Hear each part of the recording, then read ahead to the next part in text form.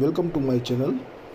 ભારતની શેરબજાર ફરીથી પોતાના ઓલ ટાઈમ હાઈની નજીક પહોંચી ગઈ છે અને આ લેવલથી બજાર એટલે કે નિફ્ટી અને સેન્સેક્સ નવો એટીએચ બનાવશે કે અહીંથી ફરી ગયા વર્ષની જેમ કોઈ મોટું કરેક્શન આવશે એ સવાલ બધાને મૂંઝવી રહ્યો છે. આ વિડીયોમાં આપણે ડબલ્યુડી ગેઇનની ટાઈમ અને પ્રાઇસ થિયરીથી બજાર આવનારા સમયમાં શું કરશે એ કળવાનો પ્રયાસ કરવો છે.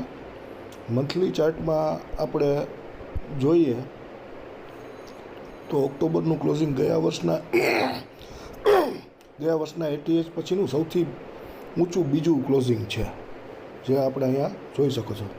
જ્યારે વીકલી અને ડેલી કેન્ડલ ઉપર નિફ્ટી રિવર્સલની સંભાવના બતાવી જાય છે. આમ ટૂંકા ગાળામાં મંદી અને મોટી ટાઈમ ફ્રેમમાં તેજીનો સંકેત મળે છે આપણને. ટાઈમ સાયકલની વાત કરવામાં આવે તો નેક્સ્ટ વીકમાં મૂન ટાઈમ સાયકલની તારીખ બુધવારે આવવાની છે, એટલે કે બુધવારે પૂનમ છે.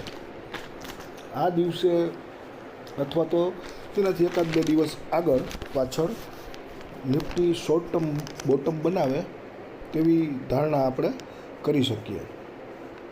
જો આવું થાય તો ટાઈમ સાયકલની ગણતરી પ્રમાણે 10મી નવેમ્બર સુધીમાં નિફ્ટી નવો ટોપ બનાવે તેવી શક્યતા છે. તેનાથી વિરુદ્ધ જો આ અઠવાડિયામાં નિફ્ટી કે સેન્સેક્સ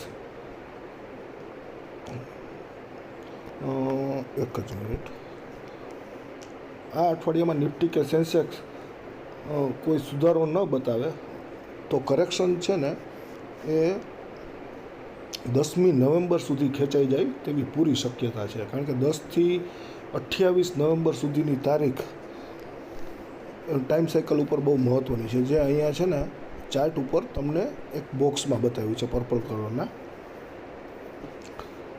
હવે 10મીએ માની લો કે નિફ્ટી કોઈ બોટમ ફોર્મ કરે તો ત્યાંથી 28મી સુધીમાં એ નવો પોતાનો એટીએચ બનાવવાનો પ્રયત્ન કરે તેવી શક્યતા છે.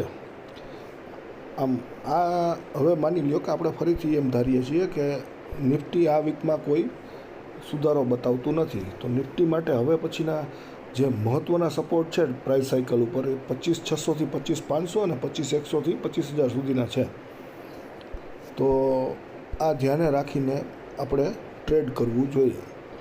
આ વિડીયો ખરીદ વિચારની કોઈ સલાહ નથી, આ માત્ર ગેન સ્ટડીના આધારે અભ્યાસ છે.